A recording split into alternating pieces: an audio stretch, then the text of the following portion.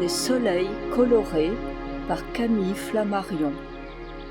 Dans les profondeurs des cieux, parmi les astres variés qui versent leur silencieuse lumière du haut des plages de la nuit étoilée, l'œil investigateur du télescope a découvert des étoiles d'un caractère particulier qui diffèrent des étoiles ordinaires par leur aspect comme par leur rôle dans l'univers.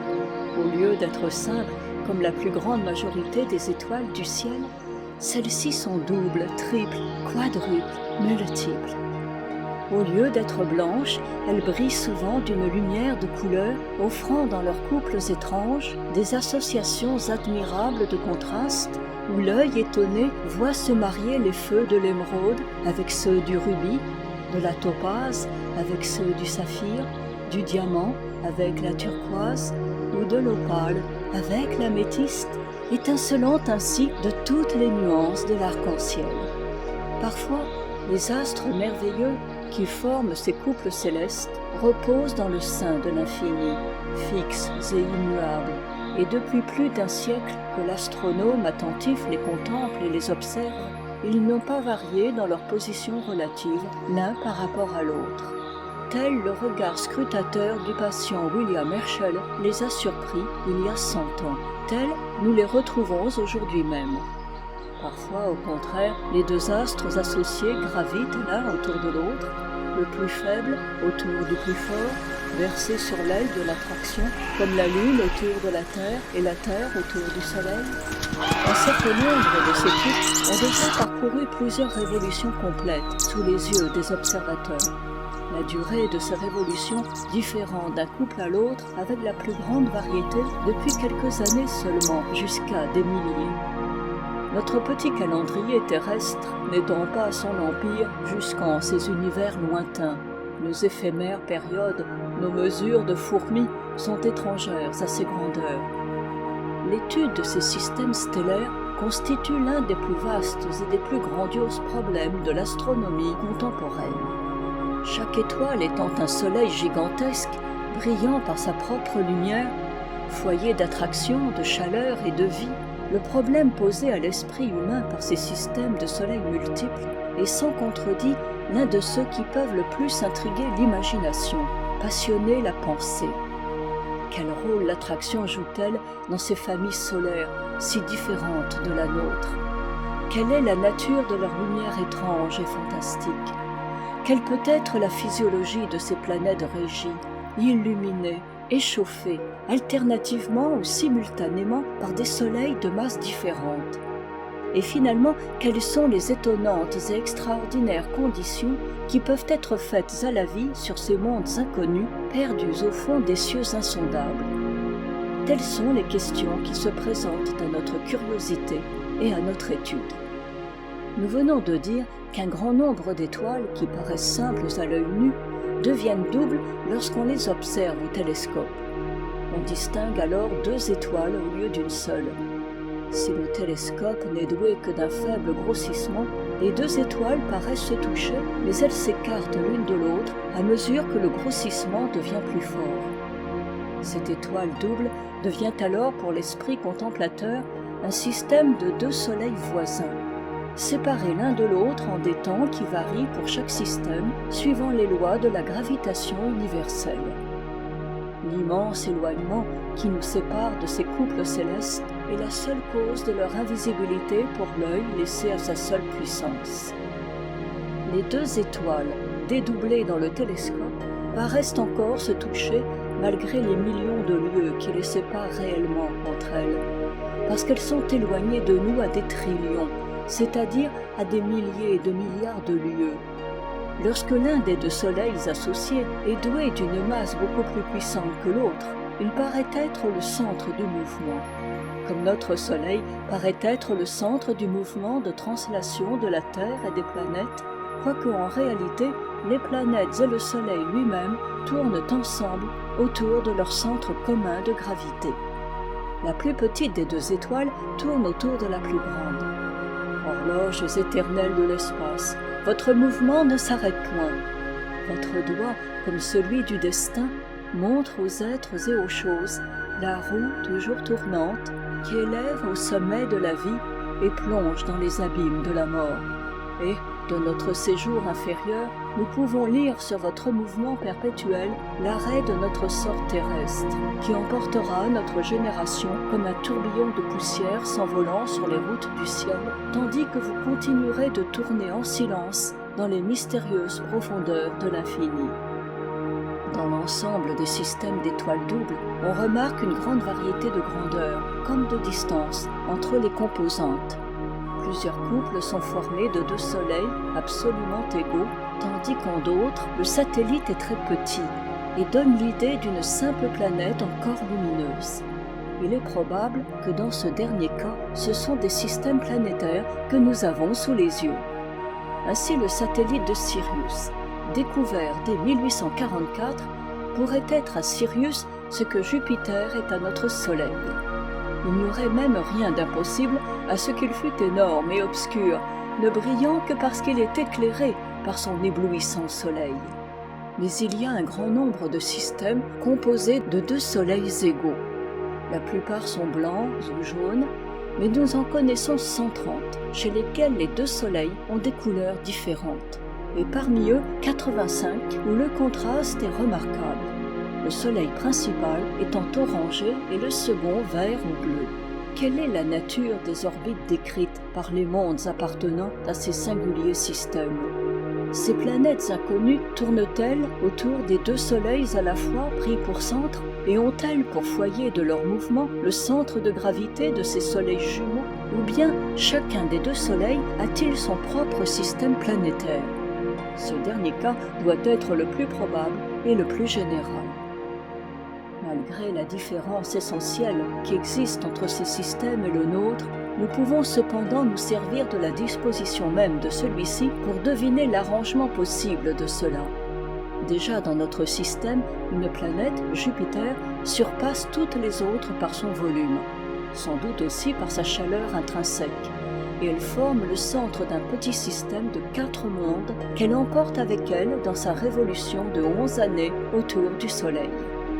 Supposons que Jupiter, qui déjà est 1240 fois plus gros que la Terre, soit encore d'un volume 10 fois plus considérable et brille d'une lumière bleue. Cette seule supposition modifie notre système planétaire au point de créer 3 espèces de mondes. Premièrement, 4 globes, les satellites de Jupiter, dont l'un est plus gros que la planète Mercure, éclairés et régis par un soleil primaire bleu, et recevant en même temps l'illumination plus lointaine de notre Soleil actuel. Deuxièmement, 3 mondes immenses, Saturne, Uranus et Neptune, tournant autour d'un double Soleil, l'un blanc et l'autre bleu. Troisièmement, 4 globes moyens, Mars, la Terre, Vénus et Mercure, tournant autour du Soleil blanc, mais éclairés pendant la nuit à certaines époques par un second Soleil bleu. Illuminons maintenant le Soleil d'une lumière rouge. Nous reproduirons ainsi l'un des types les plus répandus parmi les étoiles doubles, colorées, complémentaires. Essayons de nous rendre compte de cette étrange succession de phénomènes. D'abord, il n'y a plus de nuit pour aucun point de notre globe. Tandis que le Soleil rouge éclaire un côté de la Terre, le Soleil bleu éclaire l'autre. Il y a ainsi jour rouge sur un hémisphère et jour bleu pour l'autre. Et tous les méridiens du globe viennent passer successivement en 24 heures à travers ces 2 espèces de jours, distribuant à tous les pays 12 heures de jour rouge et 12 heures de jour bleu, sans nuit. La splendeur de ces illuminations nouvelles peut à peine être conçue pour notre imagination terrestre. Les teintes que nous admirons d'ici sur ces étoiles ne peuvent que donner une idée lointaine de la valeur réelle de leurs couleurs. Déjà, en passant de nos latitudes brumeuses aux régions limpides des tropiques, les couleurs des étoiles s'accentuent et le ciel devient un véritable écrin de pierres précieuses. Que serait-ce si nous pouvions nous transporter au-delà des limites de notre atmosphère? Vues de la Lune, ces couleurs doivent être splendides. Antares, Pollux, Bételgeuse, Mars brillent comme des rubis. L'étoile polaire, Capellus, Castor, Arcturus, Procyon sont de véritables topazes célestes. tandis que Sirius, Vega et Altaïr sont des diamants éclipsant tout par leur éblouissante blancheur. Que serait-ce si nous pouvions nous rapprocher des étoiles jusqu'à découvrir leurs disques lumineux, au lieu de ne voir que des points brillants dépourvus de tout diamètre?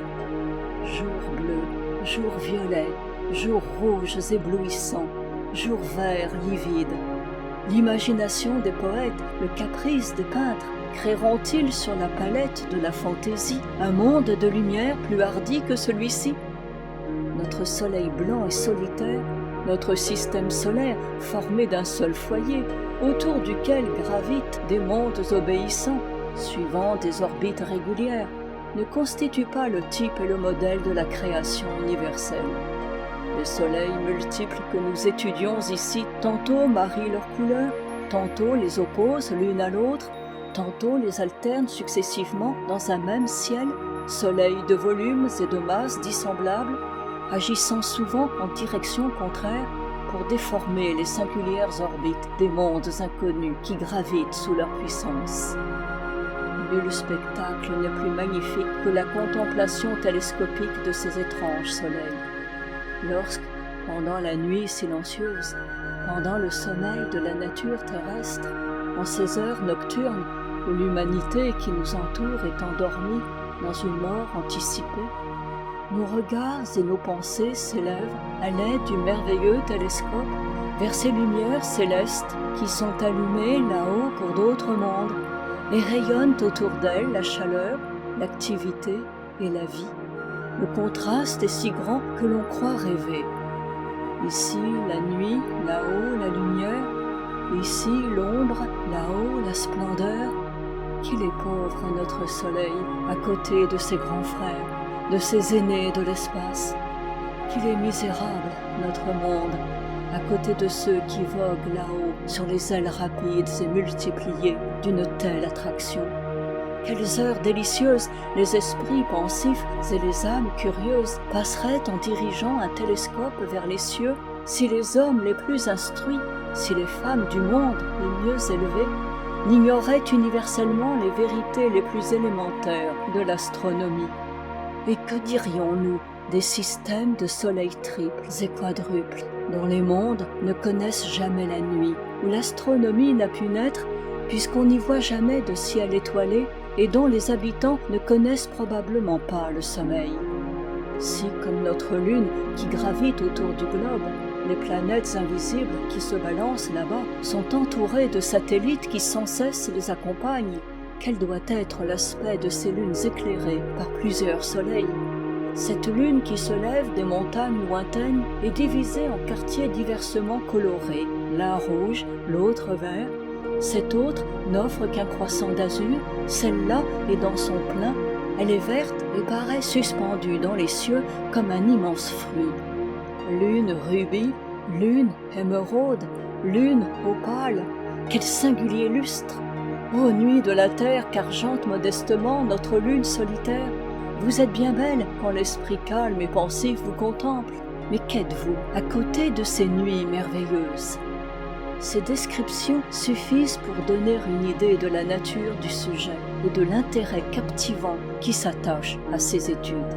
La science commence seulement à pénétrer dans l'immensité étoilée.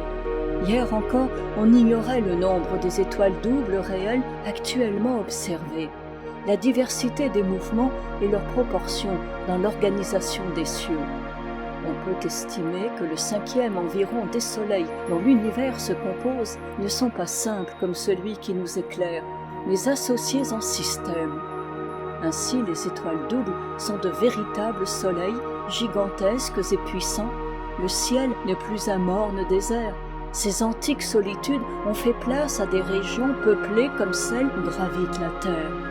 Des milliers et des millions de soleils versent à grands flots dans l'étendue l'énergie, la chaleur et le développement incessant de la vie universelle. L'univers est transfiguré pour nos pensées. Les soleils succèdent aux soleils, les mondes aux mondes, les univers aux univers. Des mouvements propres formidables emportent tous ces systèmes à travers les régions sans fin de l'immensité. et partout, jusqu'au-delà des bornes les plus lointaines, où l'imagination fatiguée puisse reposer ses ailes, partout se développe, dans sa variété infinie, la divine création dont notre microscopique planète n'est plus qu'une imperceptible province. Camille Flammarion. Lu par Christiane Jehanne.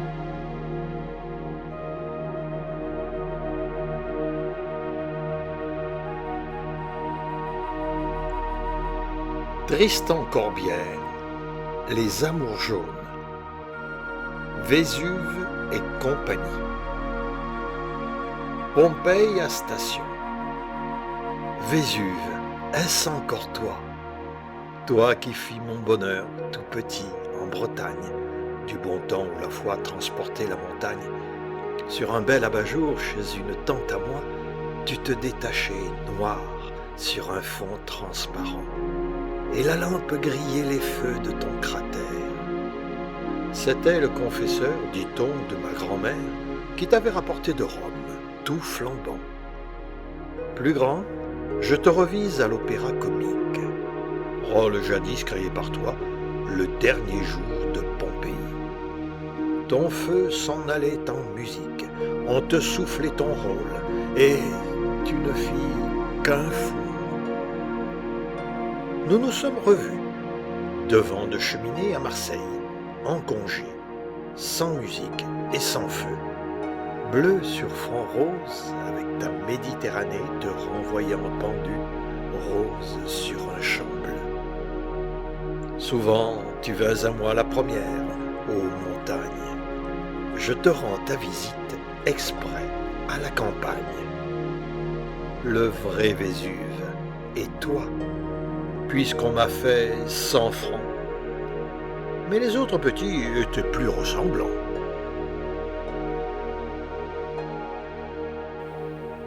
Stuart Merrill. La bonne pluie.